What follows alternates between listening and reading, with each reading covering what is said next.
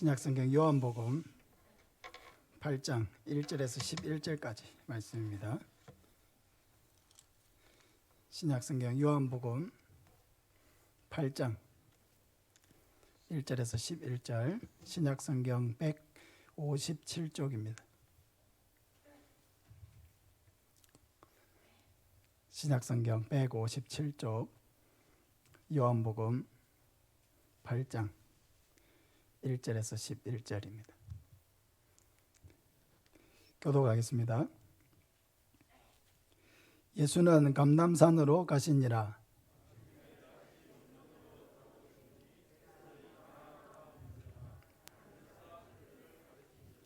서기관들과 바리새인들이 음행 중에 잡힌 여자를 끌고 와서 가운데 세우고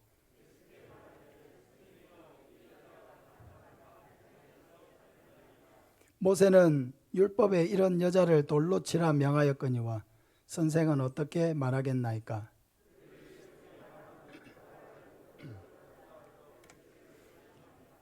예수께서 몸을 굽히사 손가락으로 그들이 묻기를 맞이 아니하는지라. 이에 일어나 이르시되 너희 중에 죄 없는 자가 먼저 돌로 치라 하시고 그들이 이 말씀을 듣고 양심의 가책을 느껴 어른으로 시작하여 젊은이까지 하나씩 하나씩 나가고 오직 예수와 그 가운데 섰는 여자만 남았더라.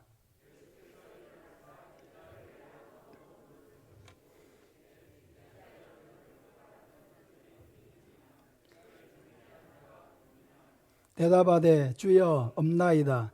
예수께서 이르시되 나도 너를 정죄하지 아니하노니 가서 다시는 죄를 범하지 말라 하시니라.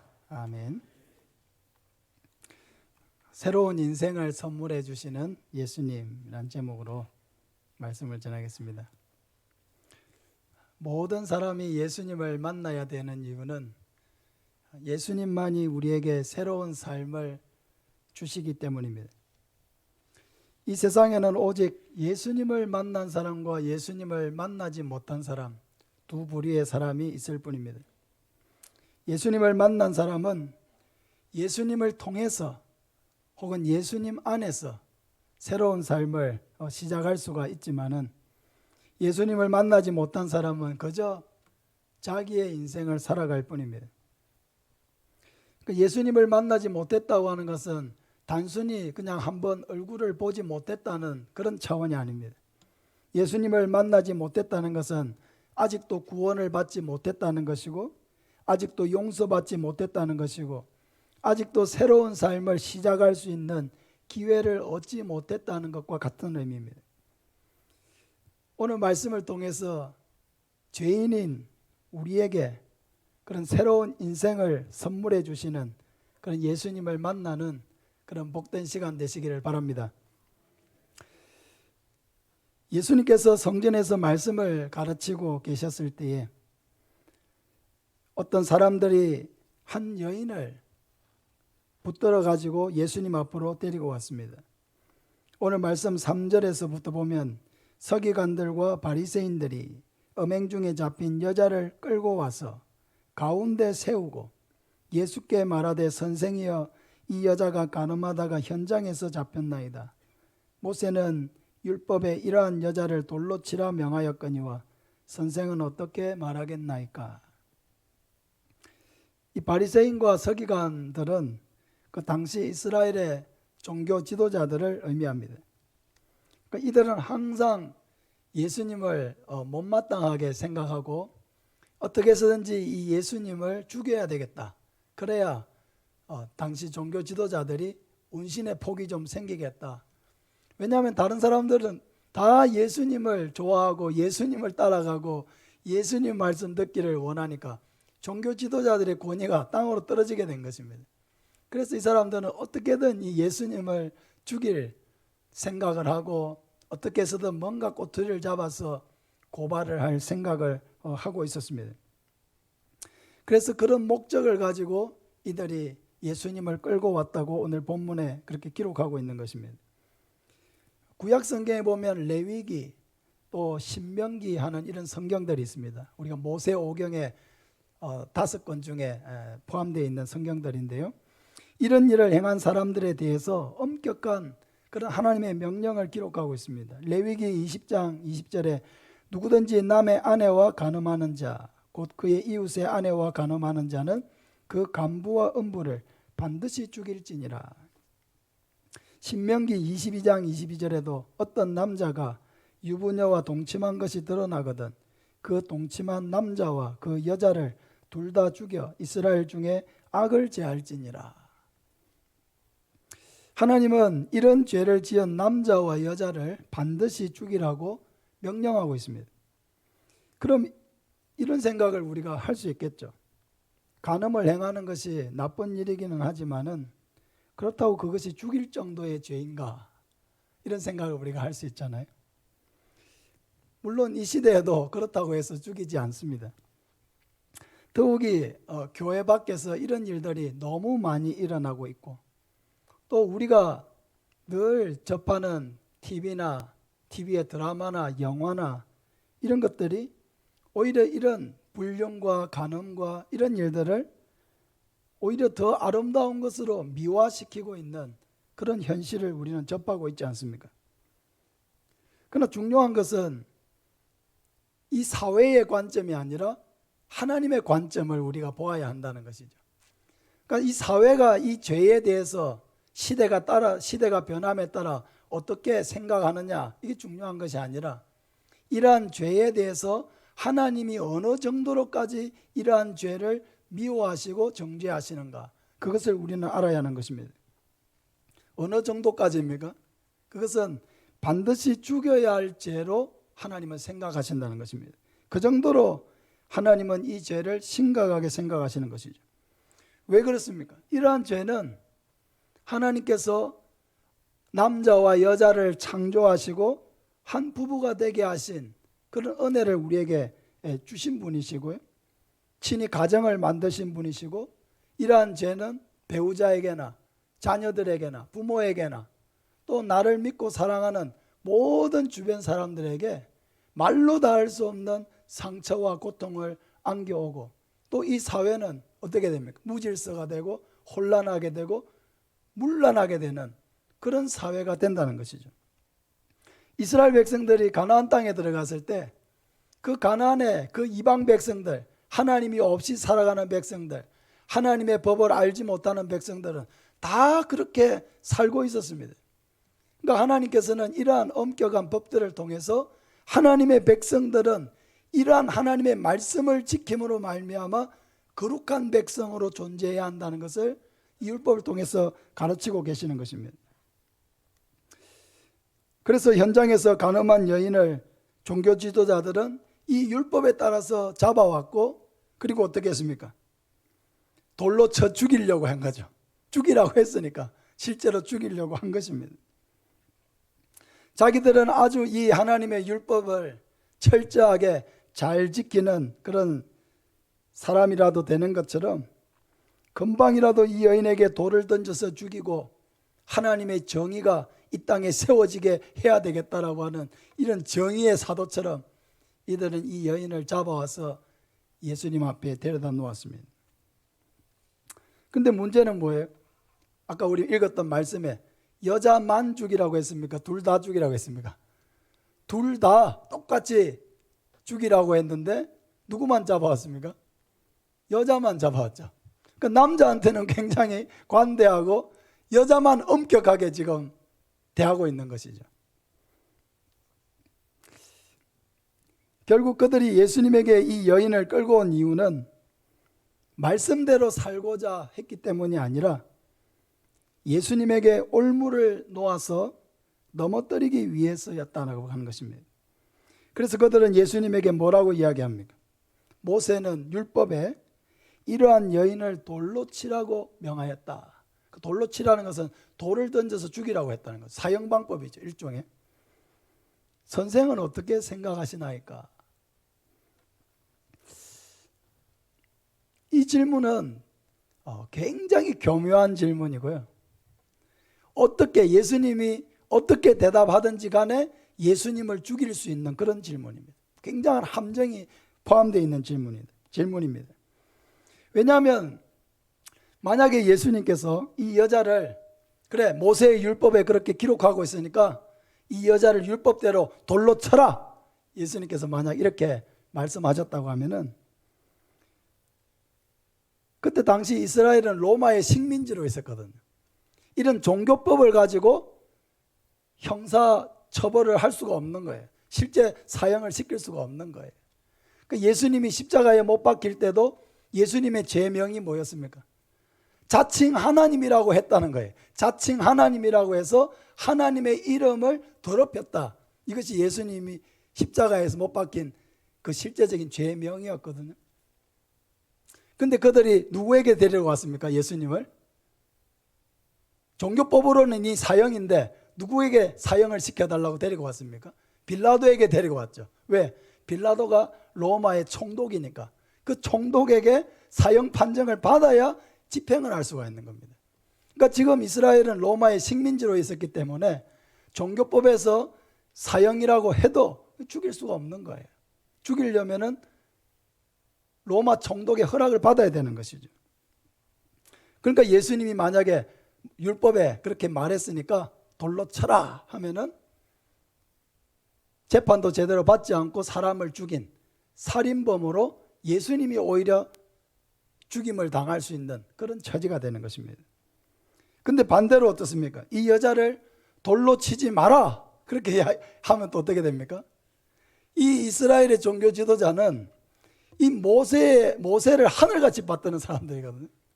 모세의 율법을 어긴다라고 하는 것은 이 사람들의 생각에는 있을 수가 없는 일이에요. 그럼 돌로 치라고 한 것을 돌로 치지 마라 하면은 이거는 이 모세의 율법을 정면으로 반박한 것이 되죠. 반대한 것이 되죠. 그러면은 이것은 모세를 모욕하고 또 모세를 통해 주신 하나님의 율법을 업신여긴 죄로 그 역시도 종교법으로 사형에 해당되는 것입니다. 그러니까 예수님은 이렇게 대답하든 저렇게 대답하든 다 예수님은 죽을 수밖에 없는 대답을 해야 되는 상황에 딱 놓아둔 것입니다. 모든 사람들이 예수님이 뭐라고 대답하는지를 지켜보고 있었습니다. 근데 예수님은 그들의 이야기에 아랑곳하지 않으시고 땅에 무언가를 쓰셨습니다. 뭘 쓰셨는지는 잘 모릅니다. 중요한 것은 그 이후에 예수님이 하신 말씀입니다. 예수님은 땅에 무언가를 쓰신 후에 여인의 주변에 금방이라도 돌을 던지려고 돌을 손에 움켜쥐고 예수님이 뭐라고 말씀하시는지를 지켜보고 있던 그 사람들을 향해서 이렇게 말씀하십니다.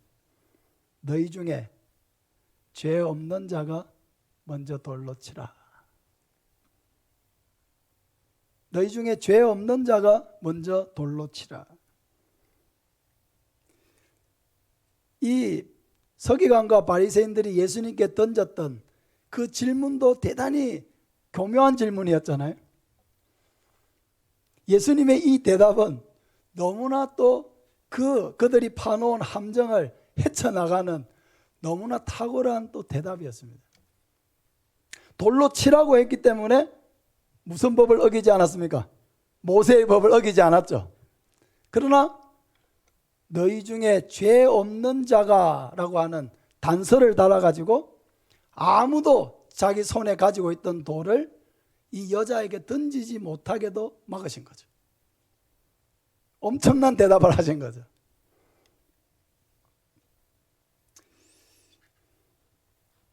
예수님의 말씀은 지금 2000년이 지난 지금도 우리의 귓가에 쟁쟁하게 우리의 가슴을 울리고 있습니다.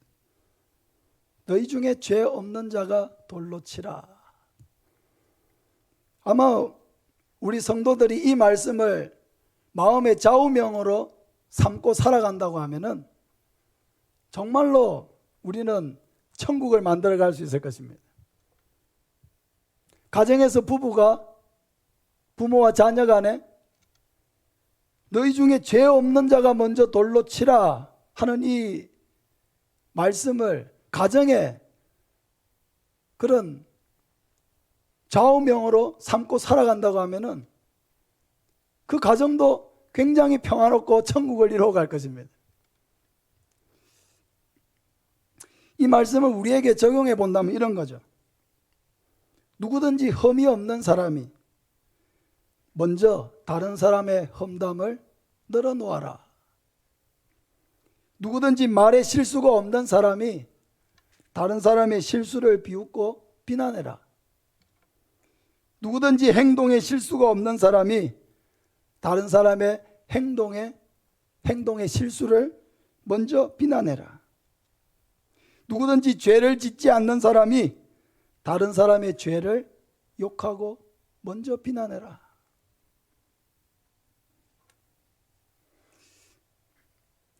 우리는 이렇게 재판장 되려고 할 때가 많죠. 누가 옳고 그른지, 누가 잘했고 못했는지 내가 판단해주고 내가 정죄해주고 누구의 손을 어떤 사람의 손을 내가 들어줄지를 내가 판단해 주려고 합니다. 재판장이 되려고 하는 거죠. 그러나 예수님의 이 말씀은 어느 누구도 이 여인의 재판장이 되려고 하지 말라는 것입니다. 이 여인이 비록 죄를 지은 여인이긴 하지만은 그러나 돌을 든 바로 당사자, 바로 당신이 이 여인에 대한 재판장은 아니라는 거예요.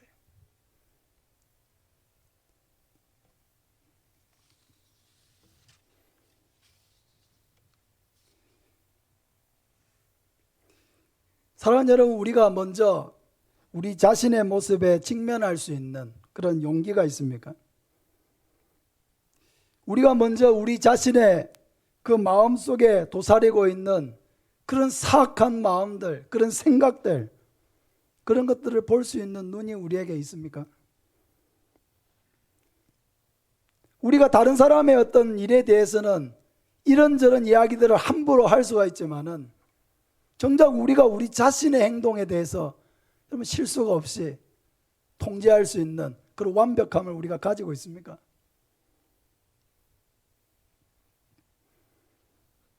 우리 자신도 연약하고 나 자신도 내 스스로 어떻게 할 수 없는 그런 부족함과 실수, 그런 것들이 내 안에 있다라고 하는 것을 우리가 정직하게 인정할 수 있는 사람이라고 한다면 우리는 결코 다른 사람의 일에 대해서도 함부로 말부터 하지는 않을 것입니다. 제가 14년 전쯤에 군복무를 다 마치고 이제 필리핀에 한 3년 반 정도 가서 공부도 하고 선교사님도 돕고 하는 그런 시간들을 보냈었습니다. 교회 형제들과 한 번은 그 가까운 데 있는 한 2시간, 3시간 정도 거리에 있는 섬에 이제 가기 위해 가지고 교회차를 항구 이제 공터에다가 세워놓고 갔다 왔습니다. 갔다 오니까 이 교회차 그 앞에 유리에 이 벌금 딱지가 하나 딱 붙어 있는 거예요. 벌금도 적지도 않은 거예요. 우리가 뭐 학생이 뭐 돈도 사실 뭐 없는 데다가 우리가 또 제일 아까운 게 벌금이잖아요. 벌금 딱지가 붙어 있는데 이 너무 많은 금액이 벌금 붙어 있는 거예요. 그래 이제 가보니까 여기는 주차를 해서는 안 되는 곳인데 주차를 했기 때문에 이제 그 항구에서 이렇게 벌금 딱지를 붙여 놨다는 거예요. 우린 사실 뭐 주차 금지 이런 표지판도 사실 못 받고 또 그냥 뭐 공터가 있었기 때문에 뭐 주차를 해도 되나 보다 이렇게 편하게 생각한 거죠. 왜냐하면 필리핀에는 이렇게 중앙선이 없는 도로가 대부분이거든요. 중앙선이 없어요. 아주 뭐 외곽 지역에 큰 뭐 길다랗게 도시가 안에 연결되는 그런 도로가 아니면은 시내에도 중앙선이 없어요. 뭐 편한 거죠. 그냥 뭐 아무데나 다닐 수 있고 또 뭐 공터가 있으면 주차할 수 있고 뭐 이런 상황인데 이렇게 엄격하게 이렇게 적용해 가지고 그렇게 그금에 벌금 딱지를 붙여 놓으니까 너무 이렇게 황당하기도 하고 좀 그런 거예요.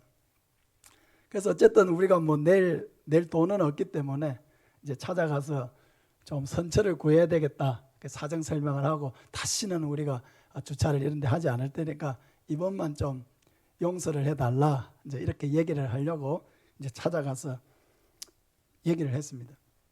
뭐 학생들 몇 명 가가지고 제가 제일 그때 뭐 전도사로 있을 때인데 제가 막 얘기를 했지만은 막 꼼짝도 하지 않는 거예요. 그래 너무 제 자신도 좀 실망스럽기도 하고 또 제가 책임자이기 때문에 너무 이 참 또 걱정도 되기도 하고 또 이렇게 무성의하게 이렇게 하는 모습에 너무 화가 나는 거예요. 그 제가 그 항구에 그 이제 책임자에게 이렇게 얘기를 했습니다. 물론 제가 짧은 영어지만은 영어로 했습니다. 당신은 하나님 앞에서 죄가 없는 그렇게 의로운 사람이냐? 딱 이랬어요. 당신은 하나님 앞에서 잘못 저지르지 않는 그렇게 의로운 사람이냐? 한마디만 딱 했어요, 제가. 근데 그분이요, 갑자기 사람이 이렇게 뭐라고 해야 될까요? 너무 사람이 갑자기 겸손해진다고 할까요? 너무 표정과 목소리가 달라지면서 그냥 가라는 거예요. 그냥 가라는 거예요. 그러니까 제가 얼마나 또 미안해요. 뭐 벌금 때문에 제가 하나님의 이름까지 또 얘기를 해가지고 내가 좀 너무 심했나 이런 생각을 하고 그래도 벌금을 조금은 낼 용의가 있는데 또 이렇게 가라고 또 한 번만에 얘기를 하니까 제가 마음이 또 너무 또 그 사람의 마음에 또 상처를 줬는가 이런 생각이 들어가지고 제가 또 이게 발걸음이 또 안 떨어지더라고요. 근데 그 일이 지금 벌써 14년 정도 지났거든요. 4, 5년. 그런데도 너무 생생하게 그 상황이 이렇게 기억이 나요. 당신은 하나님 앞에서 그렇게 의로운 사람이냐? 근데 그 얘기를 딱 했을 때 그분이 그 한마디를 통해서 순간 자기를 돌아보게 된 거죠. 하나님 앞에서요. 하나님 앞에 딱 섰버린 거죠. 그러니까 자기의 죄가 보이게 된 거죠. 자기의 죄가 보이니까 어떻습니까? 다른 사람의 죄에 관대해지기 시작한 거예요. 우리가 다른 사람의 죄를 지적할 때는 항상 내가 더 의롭다는 확신이 있어야 그렇게 되는 겁니다. 내가 당신보다 더 의롭다.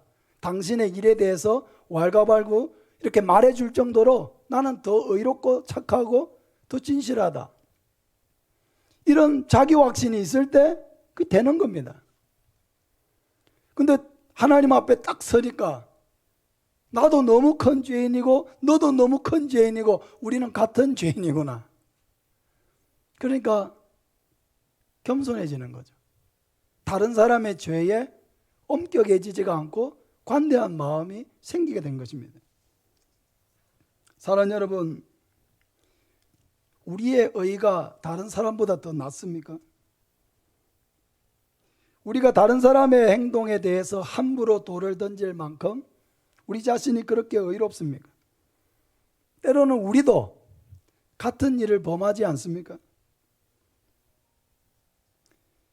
예수님은 우리의 손에도 들려져 있는 그 돌들, 다른 사람에게서 작은 실수만 발견해도 금방이라도 던질 것 같이 준비하고 있는 그 우리 돌들을 내려놓기를 원하십니다.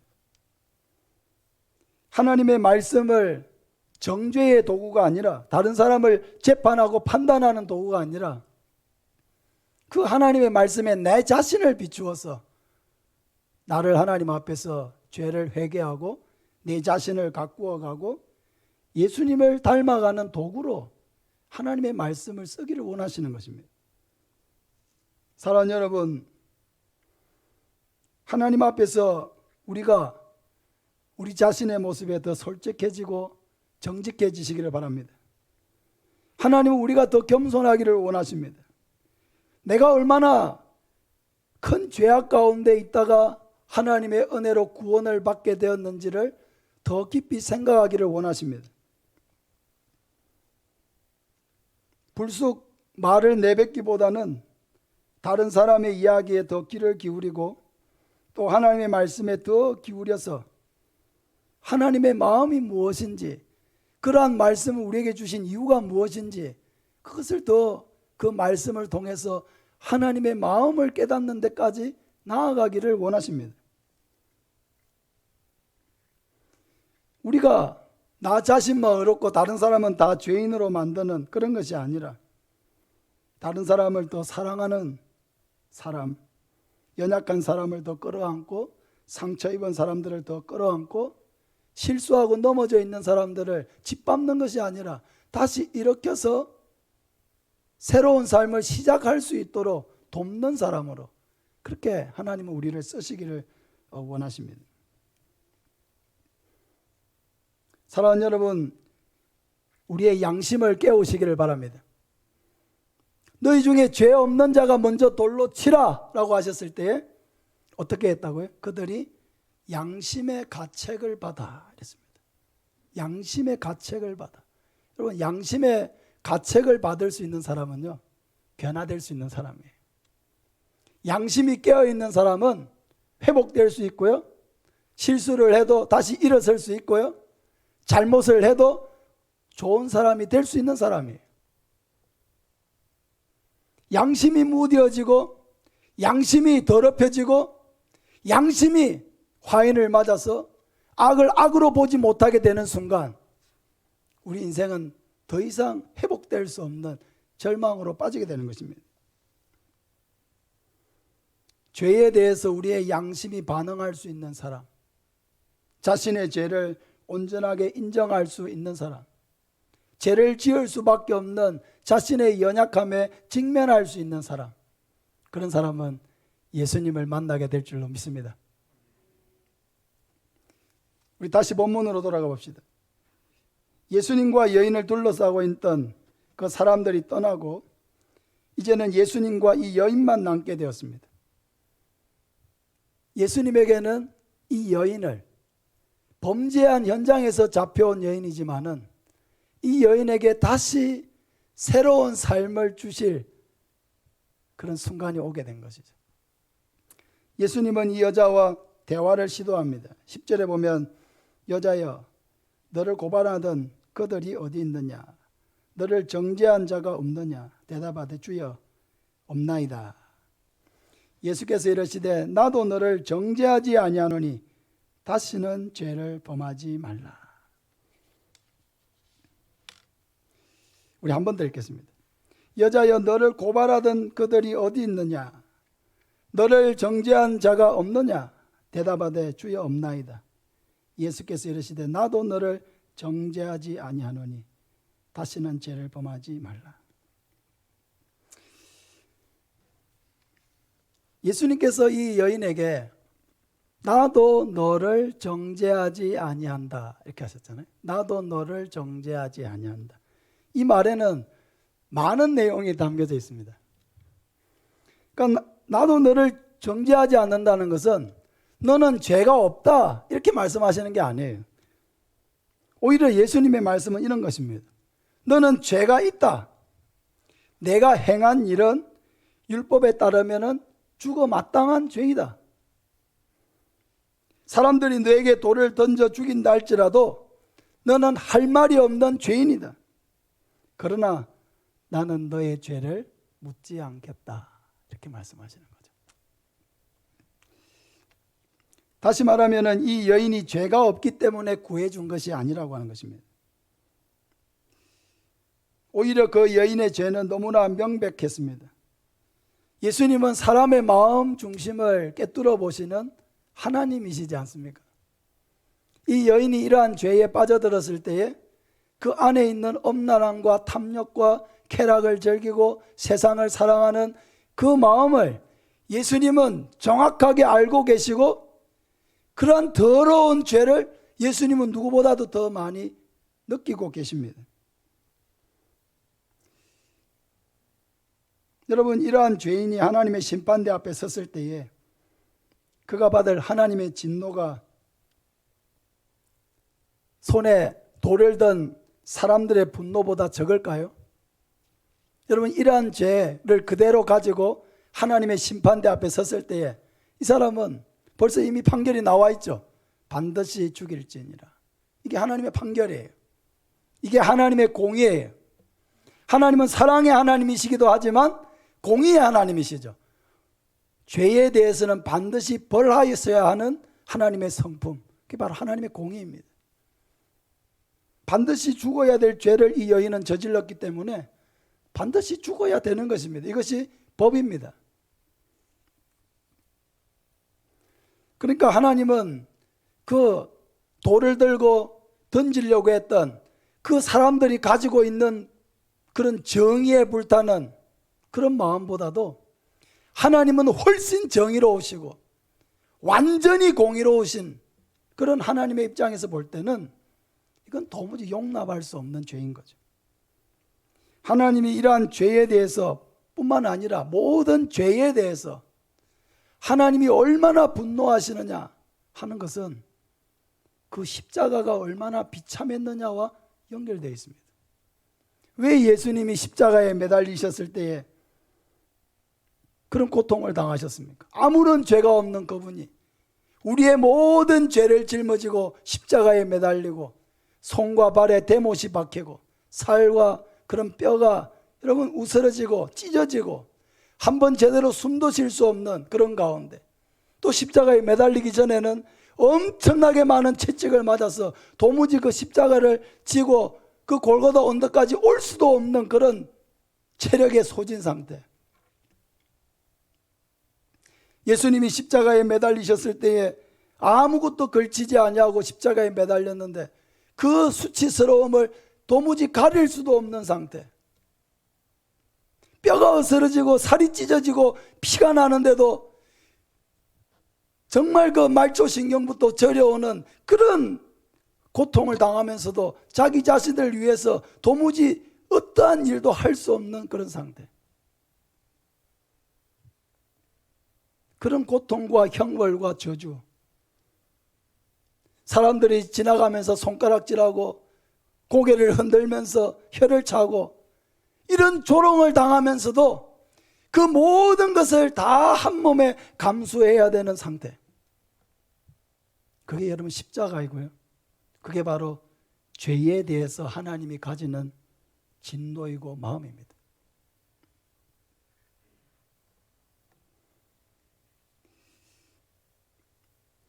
하나님은 자비하시고 긍휼에 풍성한 분이시기 때문에 우리가 무슨 일을 하더라도 그냥 넘어가리라고 생각해서는 안 됩니다. 그거는 하나님의 공의를 알지 못하기 때문입니다. 하나님은 공의로우시고 죄에 대해서는 반드시 벌하셔야 합니다. 다만 그 형벌을 우리가 감당할 수가 없고 그 수치를 우리가 감당할 수가 없고 그 저주를 우리가 감당해낼 수가 없기 때문에 하나님은 우리가 당해야 되는 그 모든 저주와 형벌을 예수님에게 대신 담당하는 방법으로, 내가 받아야 될 모든 것을 예수님이 받게 하시는 방법으로 우리의 죄의 문제를 처리하시고 우리를 구원해 주기를 원하셨다라고 하는 것입니다. 사랑하는 여러분, 이것이 하나님이 우리를 사랑하시는 방식이고요, 그 공의로우신 하나님이 우리의 모든 죄를 가져가시고 우리를 의로운 사람으로 만드시고 영원한 천국의 백성으로 삼으시는 하나님의 방법입니다. 로마서 8장 1절에 그러므로 이제 그리스도 예수 안에 있는 자에게는 결코 정죄함이 없나니 이는 그리스도 예수 안에 있는 생명의 성령의 법이 죄와 사망의 법에서 너를 해방하였습니다. 할렐루야. 예수 그리스도 안에 있는 자에게는 뭐가 없다고요? 정죄가 없다는 거예요. 그럼 정죄는 어디서 옵니까? 율법에서 오는 거죠. 법이 있어야 그 사람이 뭐를 잘못했는지 어떤 법을 어겼는지를 알게 되고, 법이 있으면은 또 뭐가 따라옵니까? 처벌이 따라오게 되는 거죠. 근데 예수 그리스도 안에 있는 자에게는 뭐라고요? 어떤 율법들, 그 구약 성경에 나와 있는 아까 음부와 간부를 반드시 죽일지니라 이렇게 말씀하셨던, 그리고 그 외에 많은 율법들이 예수 그리스도 안으로 들어왔을 때 더 이상 우리를 정죄하지 못하도록, 그러한 율법들이 우리를 범인으로 몰아세워서 영원한 지옥불로 끌고 가지 못하도록 예수 그리스도가 우리의 방어막이 되어 주신다라고 하는 것입니다. 할렐루야. 사랑하는 여러분, 예수님은 이 여인을 그 모든 돌을 든 사람들로부터 보호해 주셨습니다. 예수님은 이 여인의 죄를 용서해 주셨습니다. 이 여인은 예수님과의 만남을 통해서 사망에서 생명으로 옮겨졌죠. 조금 전에 죽을 뻔했죠. 사망에서 생명으로 옮겨졌습니다. 정죄당하고 있는 그 현장에서 용서의 현장으로, 완전히 인생을 포기해야 되는 그 절망에서 소망으로, 더 이상 도망갈 곳이 없는 그 인생의 막다른 골목에서 새로운 인생을 시작하는 길로 다시 들어서게 되었습니다.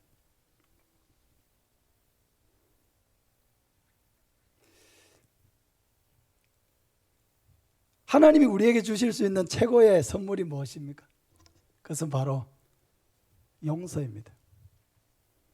용서는 새롭게 시작하게 하는 최고의 선물입니다. 나에게 어떤 잘못을 한 사람이 있을 때요, 내가 그 사람을 용서하면 그 사람은 새로운 것을 시작할 수 있습니다.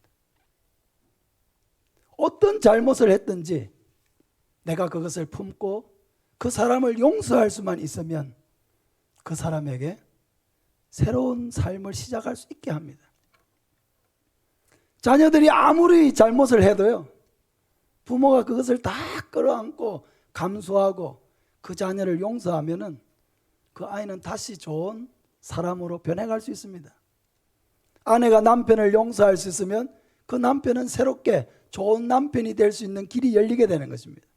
남편이 아내를 용서할 수 있으면 그 아내는 좋은 아내로 변해갈 수 있는 새로운 길이 열리게 되는 거죠. 용서보다 우리에게 더 큰 사랑은 없는 것입니다. 우리가 받을 수 있는 최고의 사랑도 용서이고, 우리가 줄 수 있는 최고의 선물도 용서라고 하는 것을 기억하시길 바랍니다.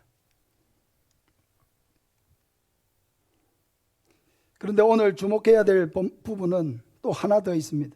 예수님의 말씀이 여기서 끝나지 않았다는 거죠. 뭐라고 이야기하십니까? 가서 다시는 죄를 범하지 말라. 용서해 주심으로 끝난 게 아니라고 하는 거죠. 용서받은 사람에게 용서받은 자로서의 삶을 예수님은 지금 요구하고 계십니다. 뭐죠? 가서 다시는 죄를 범하지 말라.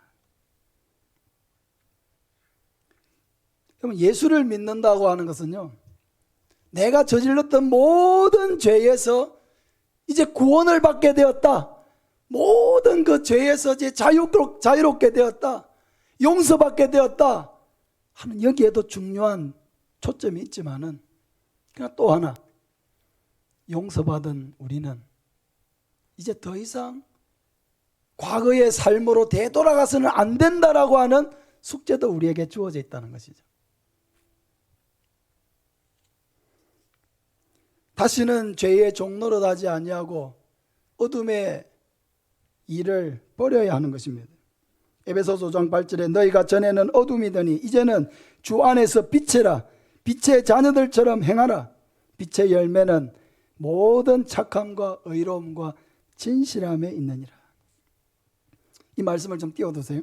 너희가 전에는 어둠이더니 이제는 주 안에서 빛이라, 빛의 자녀들처럼 행하라. 빛의 열매가 무엇이라고요? 다음 페이지. 뭐라고요? 모든 착함과 의로움과 진실함에 있다고 했습니다. 오늘날 우리 기독교가 세상 속에서 많은 도전을 받고 있는 이유가 무엇입니까? 그것은 내가 용서받았다 하는 여기에만 너무 치중해가지고요, 그 이후에 내가 어떤 삶을 살아가야 되는지에 대해서는 그냥 방종이에요. 용서받은 그것만 강조하고 나는 뭐 어떻게 살든지 이제 천국 갈 티켓을 따놨으니까 내가 어떻게 살든지 나는 괜찮다. 아니죠. 예수님이 그렇게 말씀하시지 않았죠. 여러분, 복음이라고 하는 것은 예수님의 복음을 우리가 믿고 받아들여야 되는 것이, 내가 만든 복음을 받아들여서는 안 되는 거죠. 내가 복음이 아니죠. 예수님의 복음이죠. 예수님의 복음은 나도 너를 정죄하지 아니하노니 우리 죄를 용서해 주시는 거죠. 죄가 많아도 눈 감아 주시는 거죠. 예수님이 다 십자가에서 감당하시겠다는 거죠. 그러나 가서 다시는 죄를 범하지 말라 하는 이 책임이 우리에게 있다는 것도 잊어버려서는 안 되는 거예요.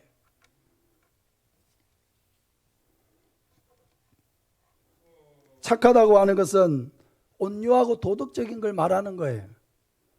의로움이라고 하는 것은 죄를 미워하고 옳은 길로 행하려고 하는 마음이에요. 진실함이라고 하는 것은 말과 행동에 있어서 순수하고 정직한 걸 말하는 거예요. 여러분, 우리의 삶에 착함이 있습니까? 의로움이 있습니까? 진실함이 있습니까? 이게 빛의 자녀라는 거예요. 구원받은 자녀, 용서받은 자녀, 우리가 살아야 될 삶, 모든 착함과 의로움과 진실함이라는 것입니다. 사랑하는 여러분, 예수님은 우리에게 새로운 삶을 주시기 위해 오셨습니다. 예수님의 용서가 현장에서 죽어 마땅한 그 여인에게 새로운 삶을 시작하게 해주었습니다. 그 예수님이 나를 위하여 십자가에 죽으심으로 나와 같은 죄인도 용서해 주시고, 우리도 그 모든 어둠의 일을 버리고 새롭게 시작할 수 있도록 우리에게도 같은 은혜를 주셨습니다. 또 이런 은혜를 받아야 될 사람들이 있죠. 우리의 부모님들, 우리의 자녀들, 우리의 친척들, 남편들, 우리의 친구들, 직장 동료들, 우리의 이웃들, 그들도 이 예수님을 만나고 그들의 살아왔던 모든 어둠의 일을 버리고 이 죄의 일을 버리고 용서받고 새로운 삶을 시작해야 될 사람들이 우리 주변에 있습니다. 사랑하는 여러분, 그래서 이 복음을 듣는 것이 이렇게 중요한 것입니다. 왜 교회가 이렇게 사람들을 초대해서 이 말씀을 듣게 하려고 합니까? 왜 그들을 초대하려고 합니까? 이 복음이 없이는 그냥 어둠 속에 살 수밖에 없기 때문에, 그 어둠의 일이라고 하는 것은 영원한 지옥의 형벌에 처할 수밖에 없는 심판이 기다리고 있다는 것을 우리가 알기 때문에 아는 자로서는 그냥 둘 수가 없는 거죠. 사랑하는 여러분,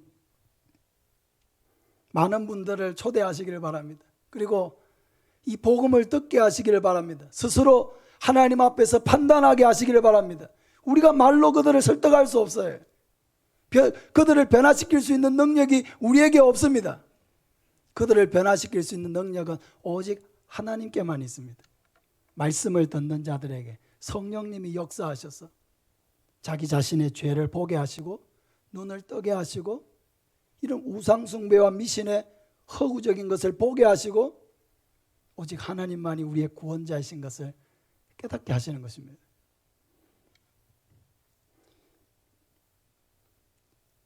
예수님을 만나면 어떤 사람이라도 변화되지 않을 사람이 없습니다.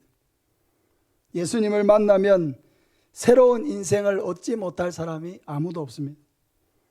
이 놀라운 은혜의 자리에 우리 자신뿐만 아니라 모든 사람들을 초대해서 함께 놀라운 은혜를 체험하는 저와 여러분 되시기를 예수님의 이름으로 축복합니다. 우리 436장